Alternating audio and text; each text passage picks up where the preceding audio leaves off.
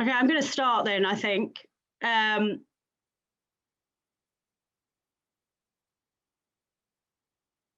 Right, here we go. Hi, everyone. My name is Joanna Burke. I am the Deputy Business Editor of the Evening Standard. We're here today to talk about bids, how having that status or achieving that status could play some part in the recovery of sort of central London, the city, post-COVID, as we look at the future.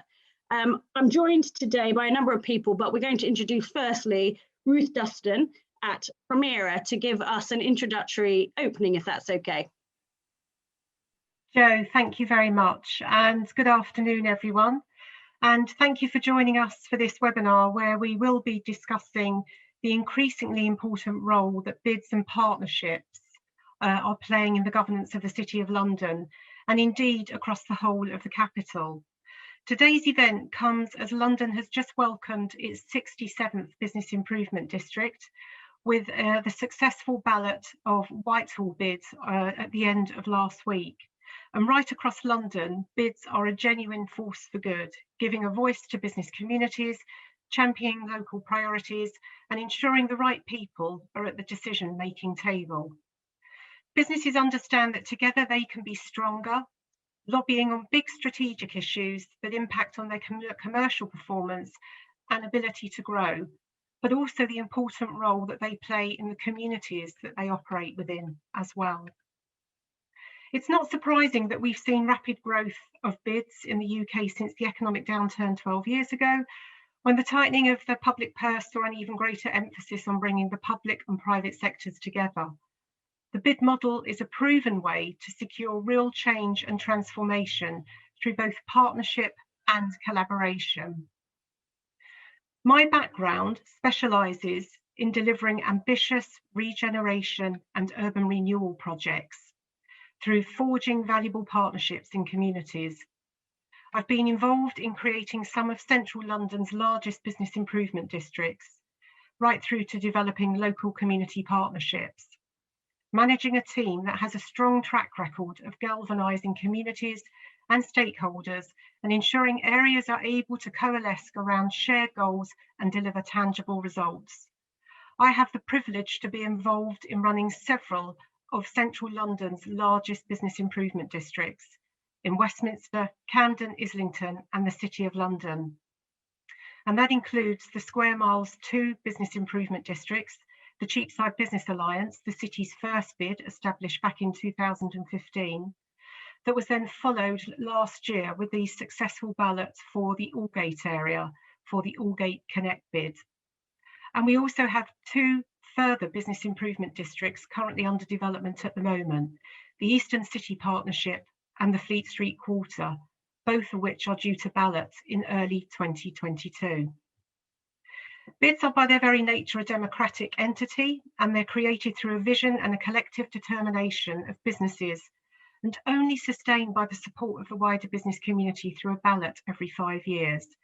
Collectively, these partnerships cover a significant part of the City of London and represent lots and lots of businesses across the square mile. Traditional financial and professional services obviously make up a core element of the city, but it's also now home to media, creative and tech firms with more growth on the horizon. And we know from talking to business communities across the square mile that they want their voice to be heard in a coordinated way. Businesses care passionately about the environment in which they operate. They know it matters for their staff. So in terms of attracting and retaining talent, it's incredibly important. Their clients and customers, and it's now an essential part of them delivering against their own commercial and social goals. Bids allow for greater collaboration and synergy, and crucially deliver results, with the age-old mantra of the whole being greater than the sum of its parts, ringing loud and true. We know that the city has always understood the power of the collective action and the vital role that business plays in creating vibrancy, but the bid model formalises the role of that private sector and the role it can play. The model allows money raised via a mandatory levy on business rates to be invested into the local area and facilitates collaborative working to enable shared priorities to be realised, on issues such as public realm, security, investment in infrastructure, climate change and air quality. Undoubtedly, the crisis has had a seismic impact on the city. There's obviously been a dramatic drop in footfall and extreme pressure on the ecosystem of businesses that keep the city engine moving day in and day out, from your local dry cleaners to your local sandwich shops. But looking further ahead, we know there is going to be some longer term changes, perhaps some that would have happened anyway and have been accelerated by the pandemic. But I think there's also others that we just couldn't have envisaged 12 months ago. And whilst we're under no illusion that the recovery will not be hard, we are still facing challenging times. I personally am very confident that the city is still a vibrant, attractive and global powerhouse that people will want to return to. There is a role for offices in the longer term and a huge need for workers to be able to collaborate and interact. And I think after 12 months of lockdown, I think I speak on behalf of many people in that we're all eager to be able to get out and enjoy the wonderful cultural, leisure, hospitality and retail offer that our great city offers. I think the trick for us will be to once again innovate and evolve and be at the forefront of what the new world order is going to look like. Today's webinar will allow us to explore some of the tangible ways bids and partnerships can support the recovery. And it's great that we have speakers from each of our partnerships here. I'm sure it's going to be a fascinating discussion. There is a huge amount of work already underway, from innovative new schemes such as the City Gift Card that will absolutely support consumer spending within the square mile, to visionary planning blueprints such as the Eastern City Partnerships Asset Audit, which launches later this week. We know we may not go back to Zone 1 working 5 days a week, but let's make the days we are here matter even more. And if we place this sentiment at the heart of our recovery approach, we will make good decisions. We will make our environment cleaner and more attractive, and we will design inspirational and innovative workspaces. We will create irreplaceable experiences in our retail and hospitality sectors, and more importantly, really value the culture and leisure offer.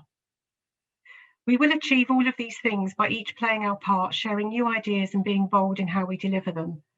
Bids and partnerships have a crucial role to play in bringing the areas together and pushing at those ambitious agendas. I see this recovery as heralding a new era of partnership, not only between the public and private sector, but also with our local communities, with other cities here in the UK and around the world. This gives businesses the opportunity to collaborate more than ever before. So on that note, I'd like to say welcome and thank you. And I'll now hand you back to Jo to kick off what's going to be a great discussion. Many thanks. Thanks, Ruth, for that. Some fascinating stuff there. I forgot to add at the start that map that you hopefully saw on your screen should give an overview of some of the partnerships and bids. And I think it demonstrates the sort of scale we're looking at here. You know, it's some of the biggest office buildings in the capital that covers. It's not just offices, as Ruth alluded to, we've got leisure, retail. So I thought I would be really helpful to speak to some of our speakers here today who are representing some of these areas and find out a little bit more about how they've achieved some things in the past via bid status or trying to get bid status or having it. And then a discussion about, you know, how having this status could help encourage footfall back, new measures that are being looked at. I thought, if possible, Karen, maybe we could kick off with you, you know, the Aldgate Connect bid. If you could perhaps sort of point to some of the key milestones, you know, you sort of would like to single out from the last 12 months. And then I've got a few questions about ideas going forward, if that sounds okay. Sure. Maybe I could start by staking the claim that Aldgate is unique among the other bids in that we straddle or we encompass areas of the City of London as well as areas of Tower Hamlets. And the border between them runs right up the middle and is parallel to the old Roman wall. And I think it's in line with city policy now that that boundary should be not a barrier as a wall once was, but a portal to try to bring together the two communities. And, you know, because Aldgate does include big city office blocks. It stretches right up to the edge of the tower clusters, but it also goes all the way to Brick Lane, including the Whitechapel Art Gallery and Petticoat Lane. It includes a number of residential communities in both the city and in Tower Hamlets. So it gives us the possibility of working with already really vibrant local institutions, whether they're the markets or the art galleries. And our aim now is to strengthen that community and make the wider city aware of all the great things that Aldgate has to offer. And in forming the Aldgate bid, the Aldgate Connect bid, we were previously the Aldgate Partnership. And Ruth and her team at that time led a series of consultations that together with the City of London and the wider community led to the Aldgate Square. And the significance of that is that it converted a really terrible traffic gyratory into a wonderful piece of public realm that opened just 2 years ago. And it became an instant success for the school children who work adjacent and live nearby and can play in the square, to office workers who can buy a sandwich or a takeaway at one of the nearby restaurants in Petticoat Lane or Middlesex Street and just have their lunch, to annual festivals like the Winter Festival. So, it's one of the bigger, better visible accomplishments, but I think it's symbolic of what the great things the bids can do. So looking at like the redesign of the Aldgate gyratory, what was the sort of knock-on benefits, the immediate aftermath? Has it boosted tourism? Has it helped, direct? If you can give us an overview of actually the significance of that, please. Yes, it was in conjunction with converting one of the nearby streets into two-way traffic to prevent this gyratory from happening, because the gyratory actually stretched all the way down to Tower Gateway into the city. And so the idea was 10 years ago to make it safer for cyclists, more pleasant for pedestrians, open up the possibility for restaurants to have outdoor dining along the one-way, now two-way streets. And it sort of instantly became a piece of city as if it had always been there. It gives a better setting to the church, St. Botolph's, and it's a host to one of the Sculpture in the City pieces. The Aldgate Connect bid is about to sponsor an artist in residence there, so that there will be a commissioned piece which is speaking about art that belongs to the area, to the culture of the area.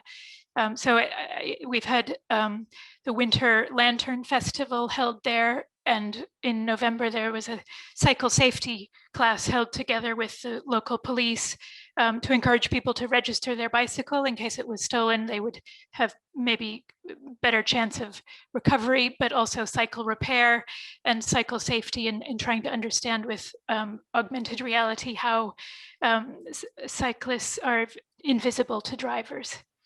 And coming up, as we look at, there's various reports, but as at last week, the government guidance was looking at, potentially sort of June, the work from home guidance, if you can.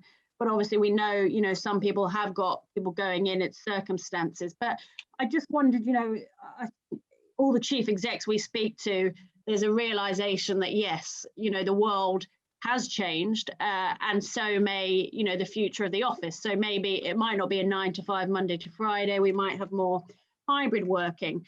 I just wondered what your status, what the bid could do to help SMEs in the area, on the premise that maybe we won't have the same amount of office footfall. What might you be looking at to help encourage footfall to some of the shops and restaurants that are there? I just wondered if there was any thoughts you could share. There are some very specific targeted ideas. One is the city gift card, which is being, Ruth mentioned, is being launched across the whole city. Any city business can register for free. They don't have to pay anything. And it's basically to encourage local businesses to give their employees these cards to spend their gift at a local restaurant or business. The Aldgate Connect bid has also made funds available to local restaurants in Middlesex Street, for example, by helping to lobby government to direct more funding there, to provide some new and temporary street furniture to make outdoor dining possible. And Zoe Barwick, who helps run that bid for Primera, sent me a great photo of a new street mural, which is on the Petticoat Lane street, which is to welcome people back when they come back. I think there's something what we haven't really formalized, though, is the discussion about what to do with some of the empty premises. And personally, as an architect, I like to think that, well, can some of those be used temporarily for individuals who may be finding themselves in need of starting a new business and looking for a place to work, which is independent of a longer lease, and bring some vibrancy to those empty units by allowing co-working or small businesses to try pop-up nature. Thanks, Karen. So I just on that subject, I thought that might be a nice progression over. If we moved, I'd like to ask Charlotte, if possible, from the Cheapside Business Alliance. Karen's just alluded to, we're going to have some empty units. That's inevitable, as some businesses have been forced to shut during the pandemic. I just wondered in Cheapside, what you might be looking at to reinvigorate the area, encourage life post-COVID. Thanks, Joanna. Yes, well, like Karen said, we're looking at things like pop-up shops. It's about getting an audit of what those vacant spaces are, where they are, what they look like. And really, it's all those connected tools that we can use as bids, which, help us engage with the businesses, working with the office businesses to understand when they're going to start getting people back. So actually, those smaller shops, restaurants, hospitality venues can actually plan properly and make sure that they've got the staffing and they've got the stock and the products to actually serve people as they come back into the office. In terms of the vacant spaces, I think, again, there's some really good opportunities. Within One New Change, obviously, which is the big retail destination on Cheapside, we had some really successful markets that we ran, and you'd get some really great small independents, everyone from sort of beard oils to photographers who had some amazing prints of city landmarks.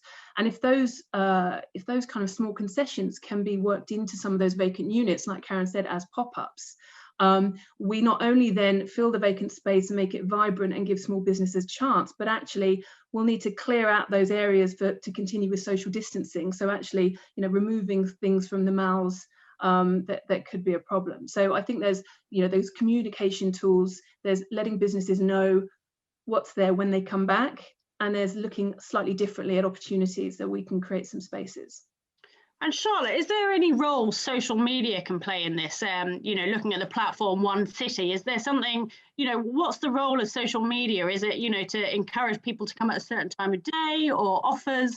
What role could that play? I think it's really important. I think people seem to sort of forget, or I certainly don't think of the city as being a young place, but actually there's a huge amount of the workforce that are really young and vibrant, and they will be the first ones to want to come back to the city. So with things like One City, Instagram, social media, it's showing what a great experience it is in the city, and not just for the office workers. Hopefully those people who then share and post on their platforms and their social media accounts will encourage the domestic tourism and people to say, oh, actually it's not just full of boring grey bankers in the city anymore, it's a vibrant 24/7 destination. You've got things like the Ned London, you've got some great hotels who do amazing offers for weekends, because that's historically been their quiet time, to come and see this amazing architecture, St Paul's Cathedral, all the brilliant hospitality venues we have. So that experience, and I very much talk with the new retail, is going to be all about experience or convenience. And ideally, you'll have a bit of both. But those experiences that you just cannot get online, that is what's going to bring people back into amazing spaces like the city. And are you hearing, what is the word on the street? Is there a mixture of actually, it's the youngsters that want to come back in? Is it millennials? Is it all different ages? Or do people want, actually, I do want a bit of a few days at home, remote working, and a few days office? What are you hearing from businesses? I think there will be that hybrid, and I think everyone's alluded to it. I think when we look back at the beginning of lockdown and it was the lovely weather and it was all very new, I think that was the chatter about no, office is dead, everyone's going to be working from home. But I think as that has progressed, and I certainly feel this, I can't wait to get back into the office, into the city, you know, even to get my cup of coffee from Black Sheep or wherever you get it from. But and also, you know, the younger people, I'm very lucky, I'm here in my nice flat. A lot of the younger people are in shared accommodation with minute spaces to themselves. So for them to be able to go back to the office, to see their friends, to have that social interaction, to get a drink after work, and all that kind of life admin stuff, you know, hair appointments and dry cleaning is just incredibly important. And I think we will see a return. And I think this is why it's so important actually for BIDS to have that connection between all the businesses and the retailers and food and beverage, because as I mentioned before, everyone has to be prepared. It's chicken and egg that the food and beverage guys are not going to start coming back to life until they know that they've got customers coming in. So it's a really important symbiotic process, I think. Got you.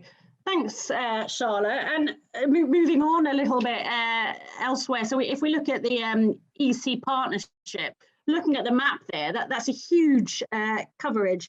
I just wondered, Dominic, if you could just give us an overview of, you know, there's a lot of the insurance districts there, but if you could just give us an overview of how big an area we're talking about there, what sort of businesses, what types of businesses, and the scale of it. You know, it's not just offices, is it? There's bars. If you could just perhaps give us an overview of what the EC partnership bid status or bid area covers, please.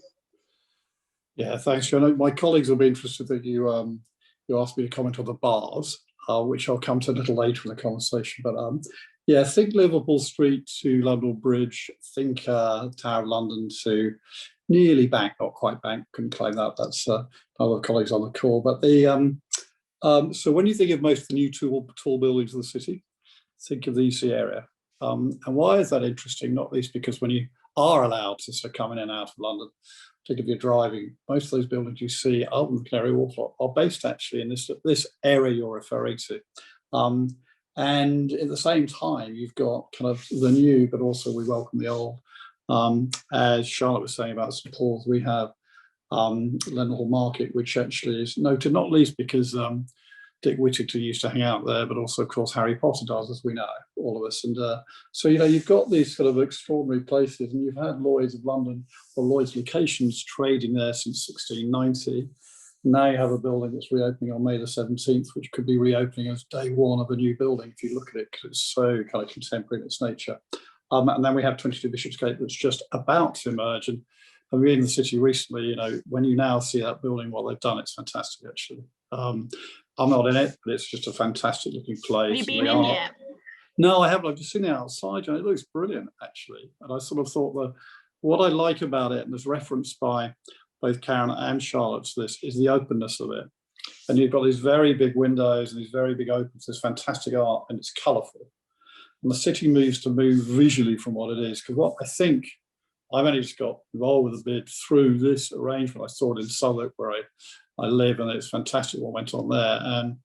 But I'm not a professional, but I find what I really enjoy about the bid is actually this emphasis on designing a city for the people you're looking to attract.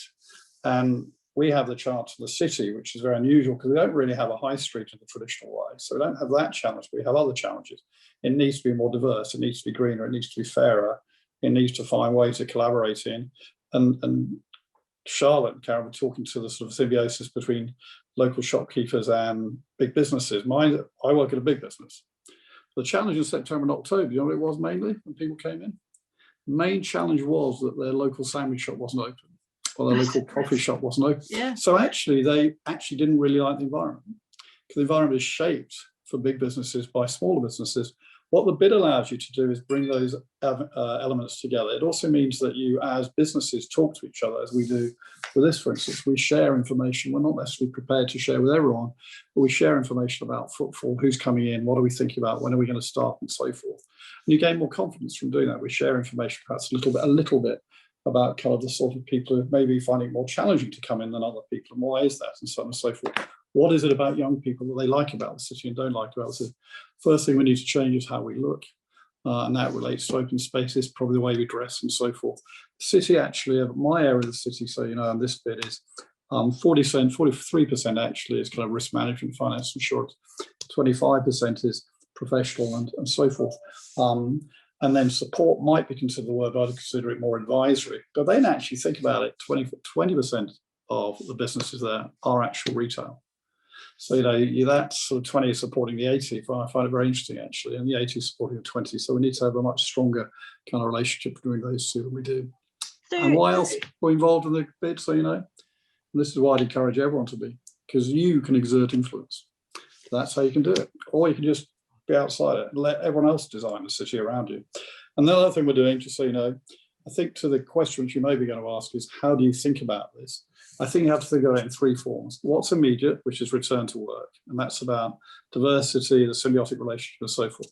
What is second, and that's about, say, the next 5 years, and that's about greener, 7 days a week, if not a 24-hour city, an 18-hour city. What's the night economy going to do? Why is it if you work in the city, you may tend to, not always, you might choose to dine if you're with colleagues or clients in the West End. Why aren't you doing it in the city? Why hasn't the city got more cinemas? Why hasn't it got more theatres? Why hasn't it got more swimming pools available too? And that's the longer term plan, which is the third, which is how you make it more residential. If you have a more residential city, you'll probably have more localism. And that way, actually, you'll probably be able to attract the sort of diversity that we all crave. And what ways is the EC partnership working with some of the big occupiers in the area, to collaborate on possibly encouraging people back? What's going on? Yeah, so we have really good, the membership of it is great, and it's a very good relationship between the asset owners, if you like, and the asset occupiers. So, firms I work in are asset occupiers, so understanding that relationship and the pressures that we're both under is really helpful, because you don't just want it to be a discussion of what should you pay, be it rent, business rate. What you actually want it to be about, how can you help each other actually be kind of more successful together in the future. So that openness in a private setting is really helpful. And do you, we've obviously seen throughout the pandemic, these reports of like ghost town. Anyone who's been in the city, you can tell you it's quiet. What we could all have a crystal ball and we don't know, but in the summer, in theory, hopefully all these rules are relaxed and the world is a lot better. Do you see the city having that buzz again? Is it going to be a rapid return? What do you envisage? Because 100%, because what will happen, I don't know about a rapid return in the way we thought of the past, back to an earlier point about 5 days a week. I don't see that. But then, what percentage of people were in on a Friday anyway in the past? I'm not entirely convinced, if I know the figures for us, but the actual reality is that I think it'll be a lot of people coming to the city initially to just explore, initially just to feel they're safe, initially to check it out, and they get more confident. And then I think it'll really move forward, possibly after the summer. But I think most people will visit before the summer, and some people will be all the time. And then you'll start to build your friendships again and your connections and your so forth and your reality. I think what this year has said, the second or whatever our third lockdown, I think the first two taught us that actually we can work from home. I think the third has taught us that we need to be in the office. And just finally, I just wanted to ask you, you alluded to it earlier about being cleaner and greener, but is that something the bid is, working to 100%. promote as essential? 100%, absolutely fundamental, and it's fundamental to all the big city, all city companies, I beg your pardon, all city companies going forward, strategic plans will have an ESG component, and it will grow. So it's going to be a necessary component of all businesses, quite rightly so. And regulatory sort of demand will ensure, or pressure will ensure that is the case. But actually within that connection, what you've got to do, if you want to attract really high quality employees to the city, actually you're going to have green credentials that are genuine. Thanks, Dominic. And I just wanted to ask you, actually, moving on to Alistair, looking at the Fleet Street quarter. So, obviously Fleet Street, I love the sort of nostalgia of once, home to all the newspapers, but it has been a bit unloved in years. And I think, Alistair, you've pointed out before that there is a huge amount of vacant space or upcoming, that there's actually a lot of potential to work there. So I just wondered, Alistair, what the key motives or plans are of the Fleet Street quarter. Perhaps you could outline those for us. Well, we thanks, Joe. We started talking to the City Corporation back in 2019 and got the sort of green light to establish the partnership in 2020. We're hoping to become a business improvement district by the spring of 2022. So we're in that partnership to bids phase. And most of these bid areas, potential bid areas, are established because there are issues that need to be resolved. If you go back to the sort of original Pat Brown days of the early 2000s, when the LIPS program, Local Improvement Partnership Schemes, were established, famous trip to New York to have a look at Manhattan and look at the clean and safe issues. And they have constantly developed and they've constantly matured, so that this is custodianship, this is stakeholder engagement, this is about having a voice, a business voice for an area. And in my particular area, I'm lucky I chair the Fleet Street Quarter Partnership. We've got over 2 million square feet of development opportunities. So, you know, where you've got a building or a bid area that is effectively full of occupiers and are now facing the return to work of a partial employment group, here in Fleet Street, we've actually got the wonderful opportunity of some nice development and refurbishment opportunities. And that's going to help us create a vision for the area and drive some change. Because the days of the office being just a single asset, you don't need to have anything else to go with it except just office space. I think for whether it's the city or the whole of London is absolutely finished. A place to come to work has got to offer so much more in terms of public open space, clean air, sustainability, access to transport facilities, whether it be the underground or national rail. It's got to have some destination marketing. It's got to have a vibrant ground floor offering, because that's the culture that we were starting before lockdown, and even more important now that people coming back to the office, they've got to have something that excites them about being in an area. So I concur completely with all of those things, but we call it our ingredients of the cake. We're in dialogue with the city about the safety aspect. We've got a really engaged City of London police who want to talk to us about crime.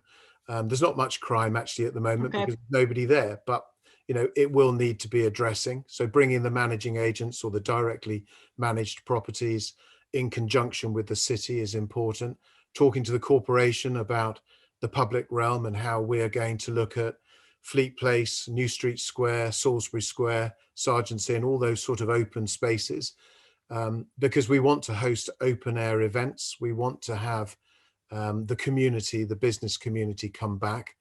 We're going to look at air quality. We're going to look at the green issues that everybody is talking about today, and change the area. You know, the latest addition to Fleet Street is a Kentucky Fried Chicken.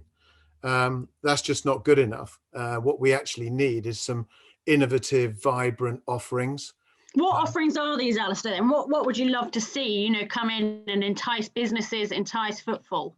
Well, I think it's some of the quality offerings. So I was joking about Kentucky Fried Chicken, but we actually have the Cordon Bleu cooking school that's come into the old Lutchens restaurant. Great. I'm hearing that HSBC is not going to renew its lease on its big retail unit, Banking Hall. That is a perfect place for a really lovely restaurant. Maybe one of the West End brands, a bit like when the Wolsey came over to the Aldwych and created the Delaunay. Everyone went, why is the Delaunay in the Aldwych? Well, we can have these really good quality offerings. The idea of cinemas, theatres, leisure facilities, being a blend. And I think one of the big issues for Fleet Street is it's been sealed since the demise of the newspaper industry, leaving in the late 80s.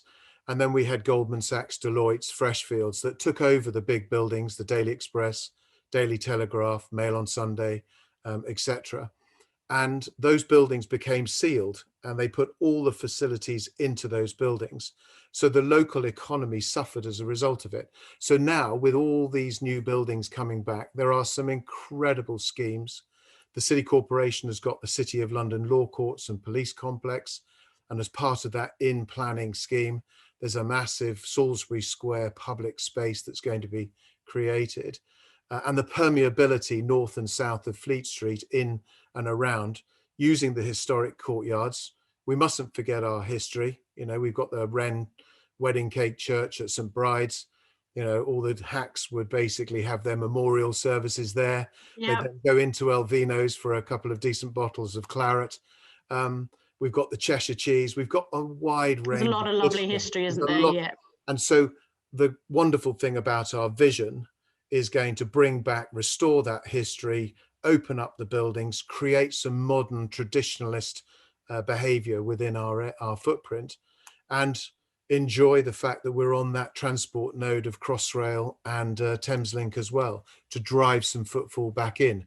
But it won't just be good office buildings. It's got to be offering something, which, if you take a leaf out of the King's Cross book, as we were talking about previously, that is the most incredible transformation in recent times.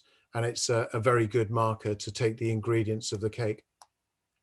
Well, I might just, I want to pose the same question to everyone, but I'll start with you, Alistair. Basically, you know, we've all alluded to it, but what in your area, you know, that you're representing, what, you know, one or two things do you think are key to encouraging office workers back when rules relax and, you know, the pandemic is over, or, you know, post-COVID? So two things that you think, number one, would really help get people back. I think the two main things I've noticed, the first one, which is why I posted that thing about Diletto's in Fleet Street, is that nobody knows. It's a chicken and egg situation. So nobody knows what's open. So nobody wants to come back in because there are no facilities for them to use. So we want to try and encourage the retailers and the restaurants and the leisure facilities to open when allowed to do so. We're going to promote that aggressively out to not just our area, but through our collaboration with the other bids to post each other, so that London is open. We want to make sure that London is safe, but London is open. And so by a direct communication and liaison with those office occupiers, those leisure, retail, hospitality facilities, we can promote and we can be there. But I think it's about being safe in coming back into work. So actually talking to Transport for London, talking to the City Corporation, talking to Network Rail, is building this confidence. And the other aspect is actually the use of open spaces. We've had a really good conversation with the City of London Corporation about the public open spaces. I think everyone's forgotten about Euro 2020 or Euro 2021, but you'll remember in previous years, there was always quite a big collection of people in the restaurants and the bars watching the football. You know, is there something that can be done safely in the public open spaces? Yeah.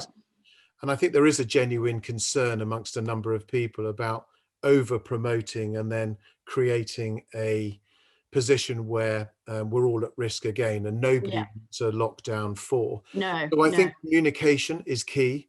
We're going to play the stewardship custodian card of communication. We're going to support local businesses. We're going to basically encourage local businesses where it's safe to do so. And we're going to work with our business partners across the whole of central London, but in particular the city bids, to try and drive some footfall back into our area. Great. And just, I'll just open that question up a bit to the other members of the panel today. Perhaps Karen, again, the same question to you. Two things that you think, you know, you'll be looking at or would be good to entice, you know, potential office workers back. Well, one thing I think that the bids could do is lobby government to put on more public transport so that people feel that they don't have to get into crowded trains and buses. I think that's one of the bottlenecks before people feel, you know, I think they feel safe actually in their office. It's getting to the city that makes it a little bit tricky. So bids could lobby for that. Yes, I think we could and should. And I think the other thing is, and I would support what Alistair said about the eating outside experiences, and this chicken and egg problem, I think, can only be solved if there is really good information about which of the bigger companies think they might be coming back and at what percentage and when, and if that information can be shared. And I'm aware that the City of London Corporation, as well as the CPA, City Property Association, are both endeavoring to conduct surveys. And I think when that survey information can be shared, it will be really vital to the local retailers, because I think in some ways you want to everybody to get together and kind of plan a great big street fair.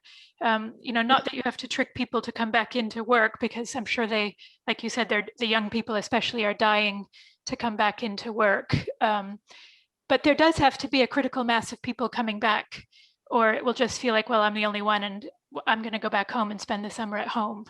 And if there could be a week or two of, the retailers selling their food outside, maybe more of the streets are closed to traffic. Yeah. Maybe there's even music, so people, with luck, weather on everybody's side, could generate a feeling of just general happiness. I think would help. And just while I've got you, Karen, we've got a question here from one of our listeners. Some great ideas here. How will you coordinate efforts for maximum effect? So I think that means different bids and different partnerships. And it's a good question. Is there something you can do collectively? Well, thankfully, Primera run all 4 bids, and I have to say their executive team is terrific in trying to tie us all together. And also the bids have not only board membership where people from different either land ownership or tenants or members of government are observing. So there's quite a lot of cross communication that does help spread ideas quickly. And then each of those bids also has different committees and steering groups that then reach out into the public to join up still more members of different associations or charities or other groups or indeed members of the public. So I think the best thing to do is that people can just share these ideas and meet, and then let Primera try to tie it together, if that makes sense. Great, okay. And Charlotte, I'd like to ask you, so firstly, we've got another reader question I thought perhaps you could have a look at, which is, how do you see the balance being achieved between providing more outdoor space for seating, dining, or actually then versus walking and cycling, pedestrian use? And then secondly, I'd like to also ask you about, your area, some of the number one things that you would like to see to entice or think would be good to encourage office workers back.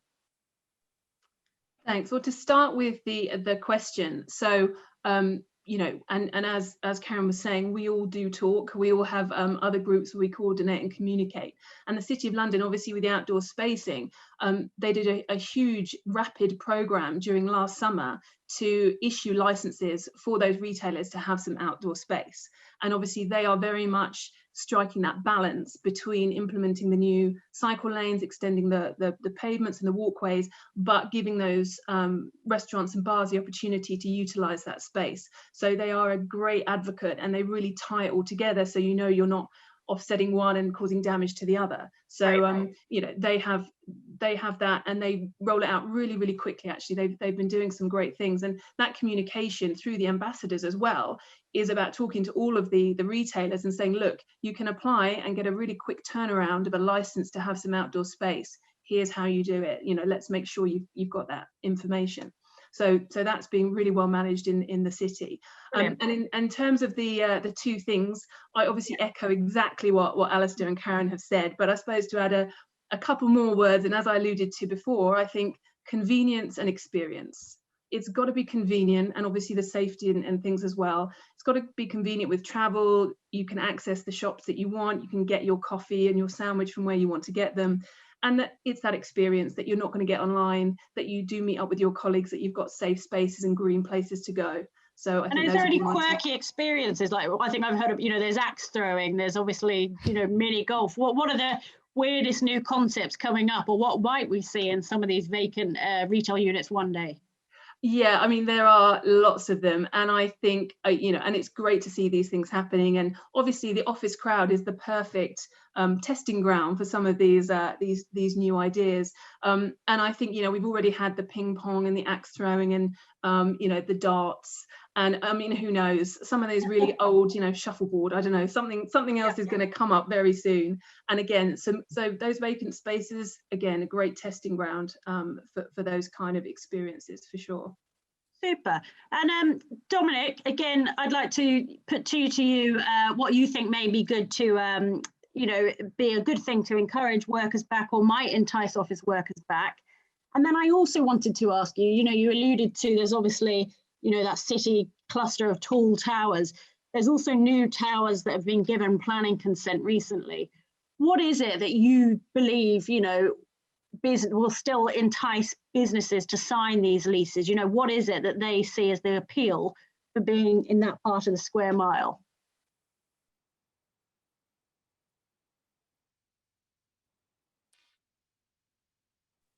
Sorry, I agree with everything everyone said. I think the first thing's needed to entice us all back is honest information.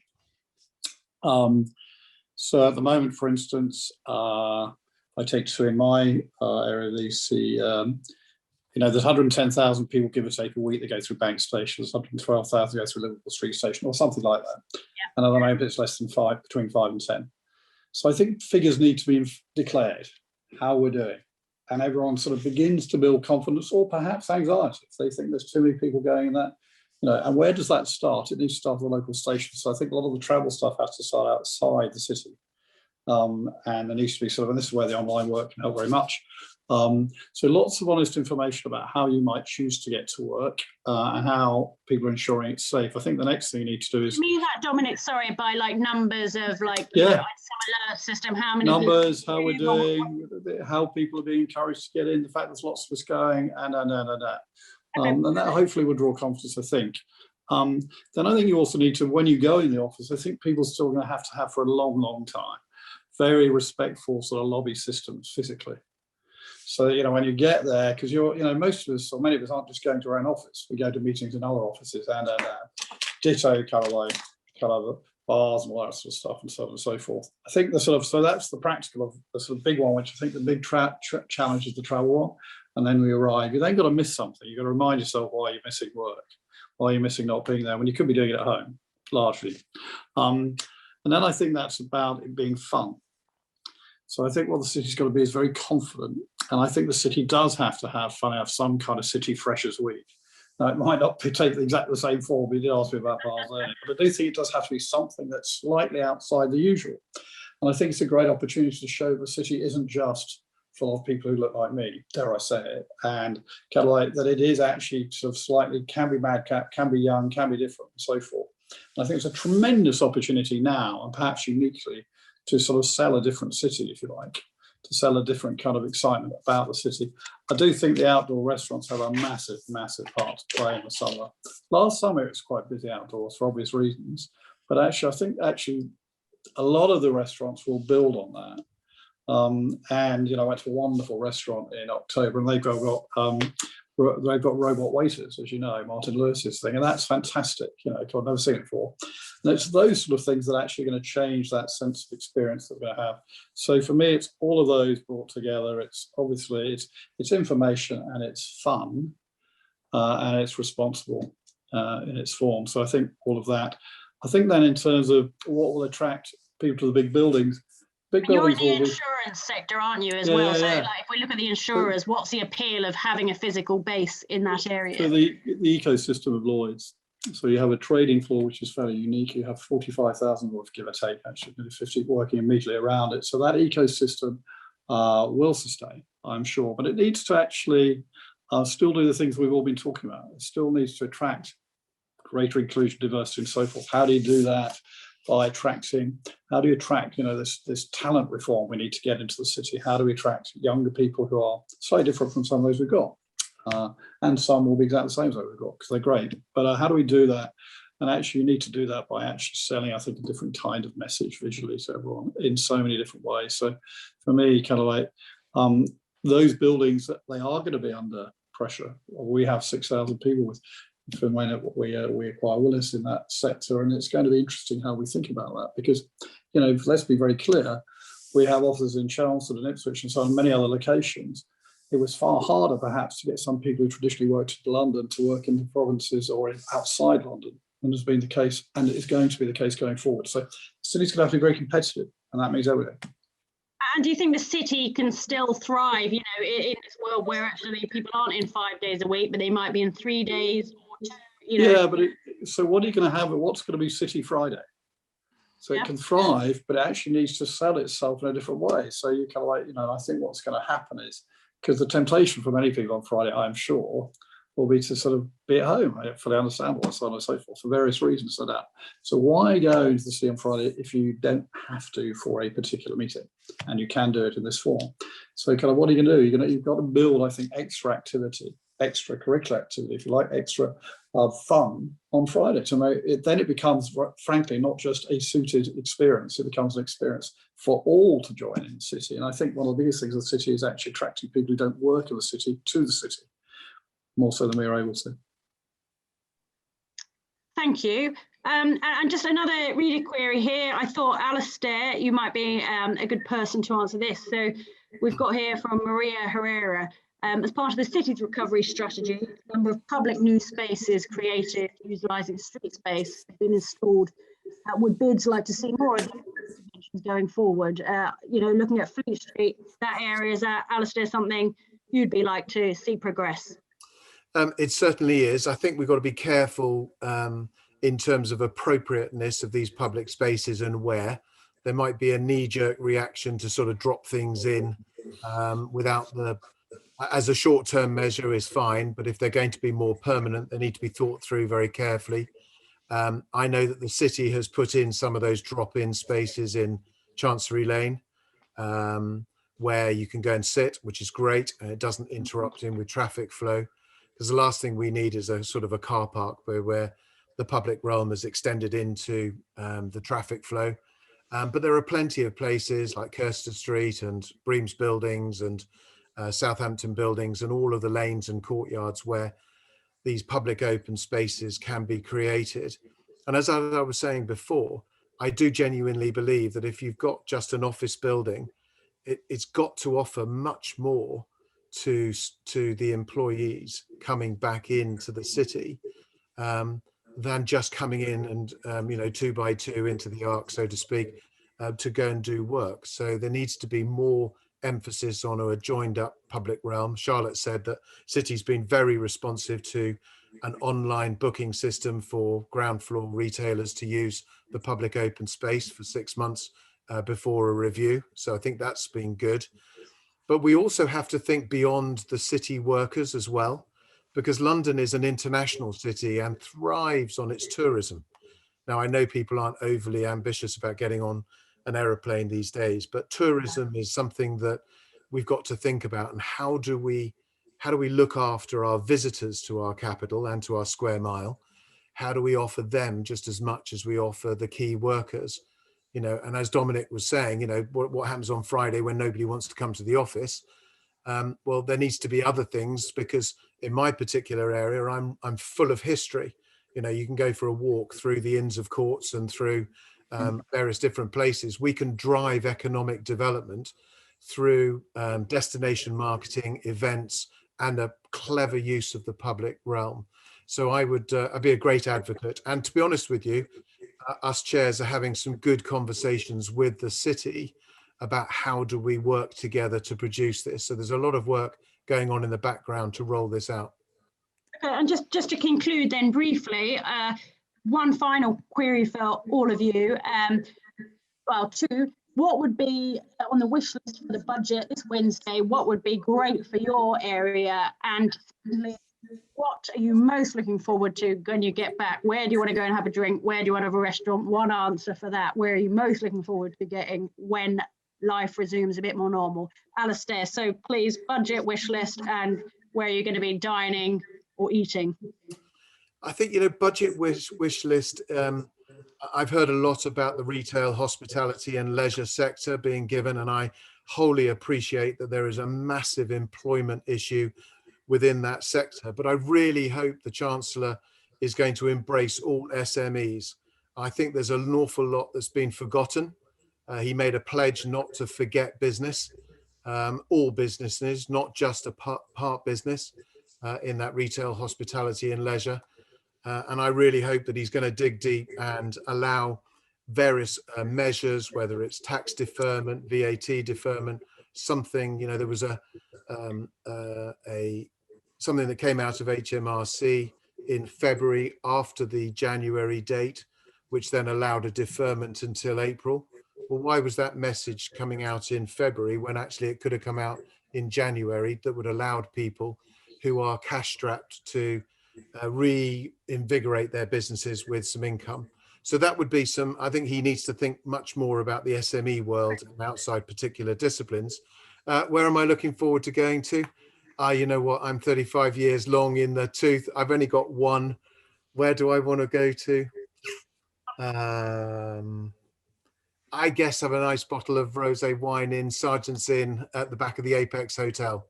I think it's a great place to be. Good for you. It would be on. And Charlotte.